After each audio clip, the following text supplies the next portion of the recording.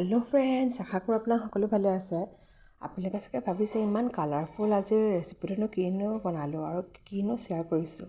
আজি মই বনাইছোঁ এয়া চাউল, মগু দাইল এনেকৈ তিয়াই থৈ দিছিলোঁ। লগতে মই ইয়াত বিটৰুট, বিশেষকৈ বিটৰুট টুকুৰা টুকুৰকৈ কাটি লৈছোঁ। হেল্থৰ কাৰণে কিমান ভাল আমি সকলোৱে জানো। তাৰ ৰস উলিয়াই লৈছোঁ। একেবাৰে ঠিক কনচিষ্টেঞ্চিকৈ গোটেইখিনি একেলগে মিক্স কৰি লৈছোঁ। মুগ দাইল আৰু চাউলৰ যিটো বিশেষকৈ কনচিষ্টেঞ্চি দি পেলাই এটা ঠিক বেটাৰ বনোৱা হৈছিলে, নিমখ অকণমান দি পেলাই। ঠিক সেইদৰে বেলেগ এটা পাত্ৰত মই এনেকৈ গোটেইখিনি মিক্স কৰি ল'লোঁ।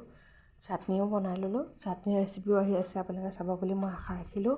যিহেতু মই ইডলি বনাম বুলি ভাবিছোঁ, সেইকাৰণে ইডলি ষ্টেণ্ড লৈ লৈছোঁ আৰু মই এটা এটাকৈ এনেকৈ ইডলি ষ্টেণ্ডত এনেকৈ দি দিছোঁ। ইডলি ষ্টেণ্ডত দিওঁতে সাধাৰণতে একদম ভৰ্তিকৈ দিব নালাগে, অকণমান স্পেচ ৰাখিব লাগে যাতে ফুলি পেলাই অকণমান ডাঙৰ হয়।